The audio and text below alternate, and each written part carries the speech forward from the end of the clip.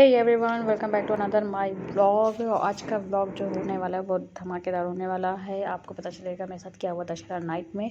और ये ब्लॉग थोड़ा लेट आ रहा है क्योंकि फेस्टिवल प्रिपरेशन इन सब में इतना बिजी हो गई थी कि एडिट नहीं कर पाई थी मैं।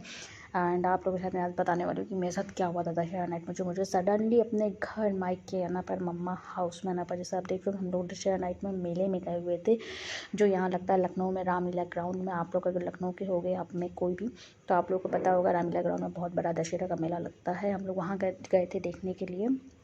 हर साल ही जाते हैं, हर साल की तरह गए थे, लेकिन अचानक ऐसा क्या हुआ जो हमें, जिसके लिए मुझे आधी रात में मायके आना पड़ा मेले से। फिर मुझे मायके आना पड़ा, ऐसा क्या हुआ मेरे साथ में। तो मम्मी के घर जो मुझे आना पड़ा, तो वो सब आपको पूरा व्लॉग देखना पड़ेगा, जिससे आपको पता चलेगा कि क्या हुआ था जो मुझे आना पड़ा। तो पहले तो मैं दशहरा नाइट आपको दिखा देती हूँ। हम लोग दशहरा नाइट पे ये काफ़ी इंजॉय कर रही थी ओजस्वी। और यहाँ पे दशहरा भी मैंने स्टार्टिंग में आपको दिखाया था, दशहरा में सॉरी रावण दिखाया था मैंने कि रावण कितना बड़ा यहाँ पे बनता है। सबसे बड़ा मेला जो होता है ना लखनऊ का दशहरा का, वो यहाँ रामलीला ग्राउंड में लगता है। अगर आप लोग में से कोई भी लखनऊ को बहुत ही ज़्यादा फेमस है, तो आपको पक्का पता होगा कि रामलीला ग्राउंड ऐशबाग में है। और ऐशबाग का ये रामलीला ग्राउंड में जो दशहरा का मेला लगता है, सबसे बड़ा दशहरा का मेला होता है, जहाँ हम लोग हर साल जाते हैं, हर साल बहुत इंजॉय करते हैं, बहुत वहाँ पर इंजॉय करते हैं। और अंशु बहुत इंजॉय करते हैं। वो सबसे बड़ा रावण होता है और उसमें आग लगाई जाती है। उसके बाद हम लोग आए मम्मा के घर आधी रात में मेले से डायरेक्ट। और यहाँ देख रहे हो मेरा भतीजा है, जो जहाँ जैसे देखता है कि वीडियो में शूट कर रही हूँ, कैमरे के सामने आ जाता है। और ये बालकनी में बैठ के आधी रात में भी हम लोग क्या बातें कर रहे हैं, कुछ नहीं कर रहे थे गाइस। मैं मम्मा भाई और बच्चे, हम सब बस थोड़ा सा गॉसिप कर रहे थे रात में। आई थिंक मुझे लगता है 12:30 या 1:45 हो रहा था, इतनी लेट नाइट में भी, क्योंकि मेले से लौटते वक्त काफ़ी टाइम हो गया था हम लोगों को। उसके बाद हम लोगों ने खाना वाना खाया, उसके बाद ये मेरे पति चले गए अपने घर। उसके बाद हम लोग यहाँ पर बैठ के गॉसिप कर रहे थे थोड़ी बहुत। और ये अक्सर सभी लड़कियों के साथ होता है, जब हम लोग मायके पहुँचते हैं तो बिल्कुल अलग ही एक अवतार में आ जाता है, मतलब अलग इतनी हैप्पीनेस चार्म ग्लो आप देख रहे हो मेरे फेस पर कितना ज़्यादा है। और फिर बातों की कमी नहीं होती है, बस अपने घर वालों से इतनी बातें होती हैं, जबकि मैं की बातों की तो कमी ही नहीं होती हमारे। Next morning. सो हाँ जी, नेक्स्ट मॉर्निंग क्या हो रहा है, मैं ये क्या कर रही हूँ, मैं कुकिंग कर रही हूँ। ये तो आप सभी को दिख रहा है मैं क्या बता रही हूँ। हाँ, मैं क्या बताने वाली थी, आज हमारे घर पे थी पूजा, बहुत बड़ी पूजा थी हमारे घर पे। सत्यनारायण भगवान की कथा थी और हम ये सुननी थी हमारे मम्मी पापा को, मेरे मम्मी पापा को ये कथा सुननी थी। तो ये पूजा के लिए मैं आधी रात में आई थी घर पर, क्योंकि मुझे ये था कि सुबह मैं इतनी जल्दी अर्ली मॉर्निंग उठकर फिर नहीं आ पाऊँगी और पूजा अटेंड की। 10 बजे पंडित जी आने थे, तो सब कुछ इतना जल्दी होना था। तो मैंने सोचा चलो एक दिन पहले ही रात में चलते, उसके बाद थोड़ा सा ये हो जाएगा कि हेल्प भी करवा लेंगे और प्रिपरेशन में पूजा की, और जल्दी जल्दी सब कुछ हो जाएगा अच्छे से। तो सुबह बस मैं भी अपनी भाभी के साथ में, मम्मी लोगों के साथ में हेल्प कराने के लिए उठ गई थी 5 बजे, अर्ली मॉर्निंग 5 बजे हम सभी लोग उठे और सब ने मिल बांट के सब ने काम किया। उसके बाद में मैं यहाँ पे कुकिंग में हेल्प करा रही थी, कुकिंग कर रही थी मैं। और जब मैं मायका सभी मुझे ज़्यादा कहते कि मतलब सब्जी उब्जी बनाने के लिए, पता नहीं क्यों मुझे सभी को लगता है शायद मैं परफेक्ट बना देती हूँ, पर मुझे, क्योंकि खाना काफ़ी क्वांटिटी में बनना था, क्योंकि हमारी फैमिली भी बड़ी है और साथ में फिर हम लोग को कन्या पूजन कराना था और पंडित जी को भी खाना खिलाना था।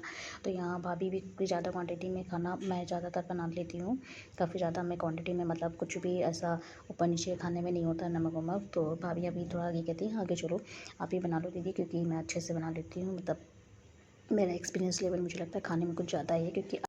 क्योंकि मेरा इंटरेस्ट कुकिंग में ना स्टार्टिंग से, मतलब शादी से पहले से ही था, बचपन से ही था। तो मुझे एक्सपेरिमेंट करने का भी बहुत शौक रहता था, इसमें नई नई चीज़ें बनाने का।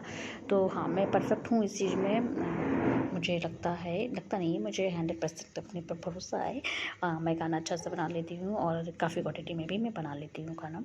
तो यहाँ पर ओजस्वी की मॉर्निंग हो चुकी थी। ओजस्वी आज सबसे पहले मॉर्निंग में अपनी नानी के पास बैठ गई, पूजा की तैयारी जो नानी कर रही थी उनके साथ बैठ प्रिपरेशन में देखने लगी कि क्या क्या कर रही हैं नानी। और उसके बाद यहाँ पे मैंने खाना वाना जो बनाना था वो बनाया, आधा मैंने बनाया, बाकी सब भाभी लोग देख रही थी। then उसके बाद यहाँ मैं मेकअप करने अपने आ गई थी, रेडी होने, क्योंकि पंडित जी आ गए थे। उसके बाद मेरा वही वाला मेकअप था जो हमेशा मुझे लगता है कि हाँ कुछ ऐसे ट्रेडिशनल, मतलब जल्दी जल्दी वाला मेकअप मेरा यही रहता है। बीबी क्रीम लगाई, देन उसके बाद में कॉम्पैक्ट लगाया, आईलाइनर, मस्कारा, काजल और आईब्रोज फिल करना मैं कभी नहीं भूलती हूँ। और बस यहाँ मैंने ये यूज़ किया था ना शुगर का पॉप वाला काजल, जो बहुत ही अच्छा था यार, स्मच भी नहीं होता है, मतलब पूरा मैंने काफ़ी लॉन्ग टाइम तक का मतलब पूजा चली, उसके बाद कन्या और सब कुछ हुआ मतलब, लेकिन फिर भी इस मच नहीं हुआ था। स्वेट भी मुझे काफ़ी हुआ था कि पूजा में फ़ैन वैन नहीं ऑन था, और उसके बाद भी मेरा मतलब इस मच नहीं हुआ था काजल, तो बहुत अच्छा ही काजल चला। उसके बाद बीच में मेकअप करते करते मैं कहाँ गई थी, अभी आप सोच रहे हो कि मैं गई थी गठबंधन करने के लिए। मम्मी पापा का पूजा में वो लोग बैठे हुए थे, तो उनका गठबंधन करना था, जिसके लिए पंडित जी ने मुझे बुलाया गठबंधन करने के लिए। तो मैं अपना मेकअप छोड़ के चली गई थी गठबंधन करने के लिए। उसके बाद फिर से मैं आई और फिर मैंने अपना बचा कुचा जो मेकअप था वो किया, जैसे कि लिपस्टिक लगा ली एंड मस्कारा लगा लिया, उसके बाद बिंदी लगा ली और सेटिंग स्प्रे भर के डाले, क्योंकि मेकअप काफ़ी लॉन्ग टाइम आना था मुझे। और स्वेट मुझे वैसे भी होता ही है। अक्टूबर का ये व्लॉग है, तो आप समझ ही सकते हो उस टाइम पर तो हो रही थी गर्मी अच्छी खासी।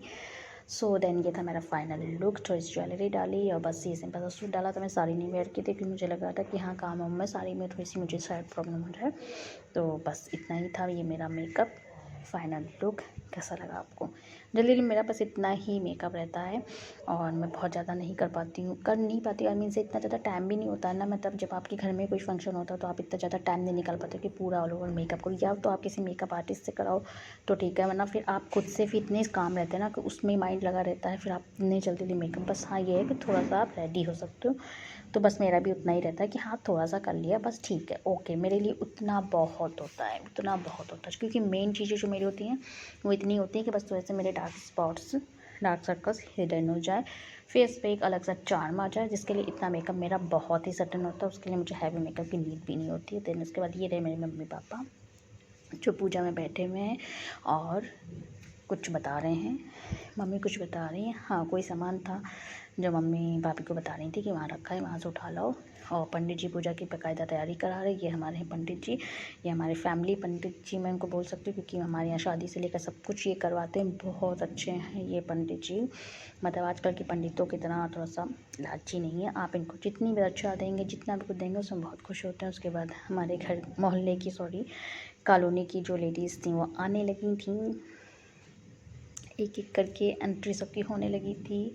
और यहाँ पे मैं आपको सुना रही हूँ पंडित जी का जो वो सत्यनारायण की कथा कहते हैं, किस तरह से कहते हैं आप सुनिए खुद। बहुत ही अच्छी तरह से कहते हैं, बहुत ही डिटेल में ये सत्यनारायण की कथा कहते हैं। सच में बता रही हूँ, जब भी मैं ये पंडित जी कथा कहते हैं ना, तो सत्यनारायण की कथा सुनने का कुछ एक अलग ही वो रहता है, क्योंकि पूरी डिटेल में पूरी स्टोरी बताते हैं, एक्सप्लेन करते हैं उसको, तो बहुत अच्छा लगता है। सारे अध्याय को बहुत अच्छे से एक्सप्लेन करते हैं। और यहाँ पे मैंने प्रसाद चढ़ाया भगवान जी को, और अंशु से भी चढ़वाया, अपने भतीजे आरू से भी चढ़वाया मैंने प्रसाद दोनों से। उन दोनों को खुद ही मैंने कहा जैसे कि उन लोग कहीं गिरना चाहे या चोट ना लग जाए, तो मैंने खुद ही ये सब करवा था उन दोनों बच्चों से। और उसके बाद में मैंने आशीर्वाद लिया सत्यनारायण भगवान जी का, और बहुत ही शुभ होता है लोगों में सत्यनारायण भगवान की कथा सुनना। और जब भी ये कथा सुने ना तो ध्यानपूर्वक सुने, क्योंकि उस टाइम पे काफ़ी लोगों को मैंने नोटिस किया है, मतलब मैंने अपने कॉलोनी में नोटिस किया है, जो लोग आते हैं लेडीज़ वो क्या करती है ना कि वहाँ पर गॉसिप करने लगती हैं। जैसे कहीं भी सत्यनारायण की कथा है तो वहाँ गॉसिप होने लगती है।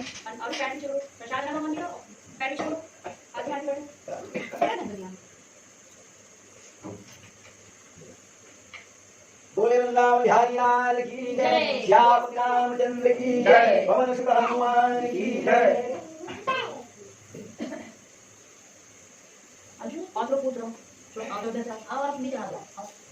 ओम श्रीमन्महागणाधिपतये नमः, सरस्वती नमः, लक्ष्मी देवी नमः।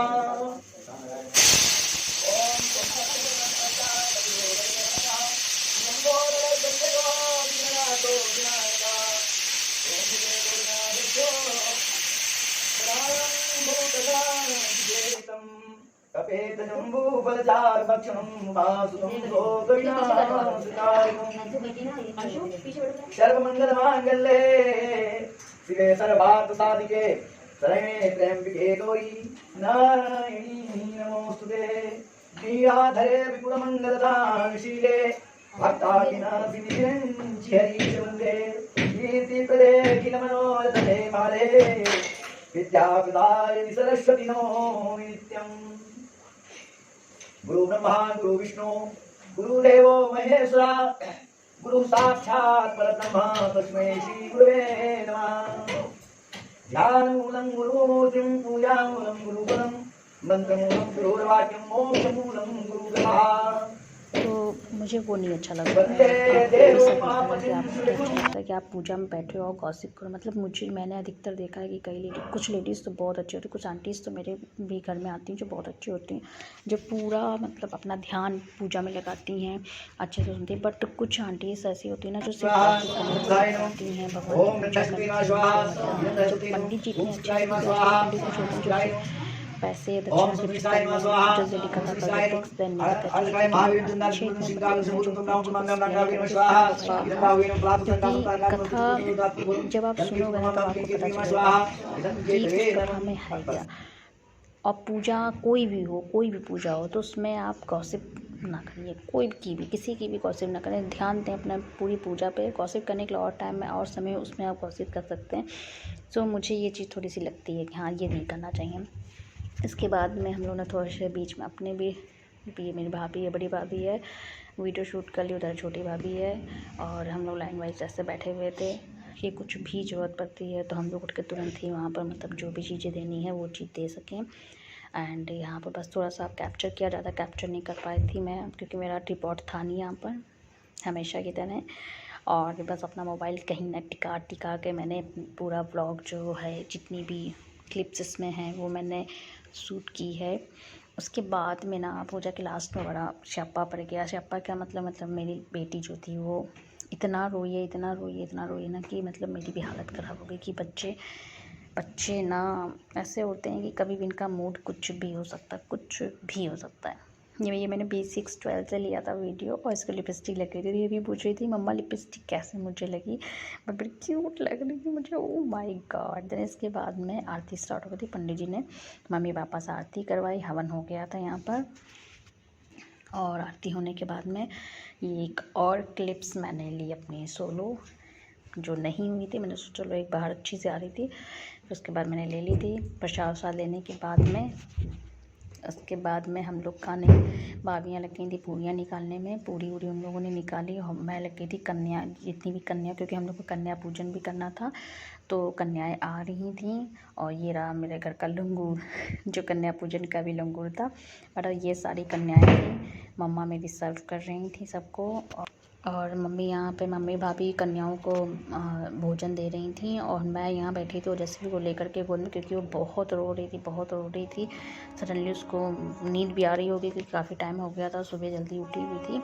अब क्या रीज़न था मुझे नहीं पता, लेकिन कभी कभी बच्चे ना ऐसे मतलब बदल जाते हैं कि समझ में नहीं आता है, ऐसे मतलब बिहेव करने लगते बिल्कुल भी। ये देखिए, आप देख रहे हो उसकी रो के कितनी हालत ख़राब है। ना इनको कुछ चाहिए, ना ये किसी चीज़ से नहीं मान रही थी। और मैं लेकर के बैठी हुई थी कि किसी तरह से कन्या पूजन में ये बस भोग लगा ले, थोड़ा सा बस भोग लगा ले। लेकिन मैं कन्विंस करते थे थके, पर बच्चे ना अपने ही मन की करते हैं यार, नहीं सुन रहे। कभी कभी बच्चों का मन ऐसा हो जाता है कि मतलब हम लोग ही सच में परेशान हो जाते हैं, क्या करें। तो वहाँ पर मैं लेकर के बैठी थी, कन्विंस कर रही थी, बस ये नहीं खा रही थी। बाद में पता नहीं यार बहुत रोती जा रही थी, मेरी भी हालत ख़राब। फिर फाइनली नानी के हाथ से थोड़ा सा इसने बस भोग लगाया, बस उसके बाद फिर बस मम्मा उठना है। मुझे इसको नींद भी बहुत तेज आ रही थी। और उसके बाद बस मैं वहाँ से बस मैंने सोचा चलो पूजा हो गई है। और मैं एक बार भी कन्याओं को नहीं दे पाई, जो कि मेरा मन था बहुत कन्याओं का पूजा करने का, नहीं कर पाई थी उसके वजह से, क्योंकि बहुत ज़्यादा रो रही थी। इन सब में बहुत ही थक गई थी मैं। 5 बजे जा कर के हम लोग फ्री हुए। 5 बजे हम लोग ने खाना खाया है और सुबह से लेकर 5 बजे तक हम लोग ऐसे ही चल रहे थे। और जिसमें बच्चा भी जब रोने लगता है आपका ना, बच्चा भी परेशान हो जाता है और आप भी परेशान हो जाते हैं क्योंकि उसको संभालने में। और मैं बहुत ही ज़्यादा थक गई थी क्योंकि ओजस्वी बहुत ही रोई थी नीचे। पर बाद में उसके मामा आए तो उसके मामा ने जब उसको लिया तो जाकर वो चुप हुई है, क्योंकि वो अपने बड़े मामा से बहुत ही ज़्यादा अटैच है। और मैं फिर भी उसको बैठी थी लेकर के, क्योंकि जब तक पूजन नहीं हो जा रहा था तो मैं लेके बैठी थी यहाँ। मतलब पूजन होने के बाद ही मैं उठूँगी, जब पूजन हो गया उसके बाद मैं उसको लेकर के गई थी। और पता नहीं उसका मन ही नहीं लग रहा था जैसे, जबकि पूजा जब तक हुई तब तक वो अच्छे से बैठी हुई थी। उसके बाद में फिर बच्चे होते हैं ना, सभी का मूड ऐसे चेंज होता रहता है। उसके बाद में बस हमने 5 बजे खाना वाना खाया, फिर रेस्ट भी नहीं करना क्योंकि मुझे रात में ही घर के लिए निकलना था। सो नेक्स्ट मॉर्निंग रस्वी का स्कूल था तो मुझे रुकना नहीं था, मुझे रात में ही निकलना था घर के लिए। ये आने वाले थे मुझे लेने के लिए। सो बस इसीलिए हम लोगों ने रेस्ट वेस्ट नहीं किया, क्योंकि रेस्ट करते तो बहुत ही लेट हो जाता है, फिर बाद में साफ़ सफाई की, बस इतना ही था।